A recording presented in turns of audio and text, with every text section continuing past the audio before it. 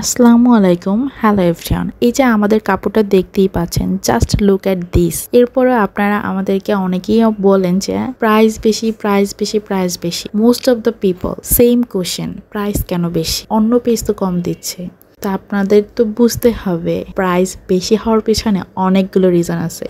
আমরা তো শুধু শুধু নিচ্ছি না প্রাইস বেশি, আমরা আপনাদেরকে 100% অরিজিনাল প্রোডাক্ট দিচ্ছি এবং কোয়ালিটিফুল প্রোডাক্ট, প্রিমিয়াম কোয়ালিটি। এই কারণে আমাদের প্রোডাক্টের কস্টিংটা বেশি আর প্রাইসটাও বেশি।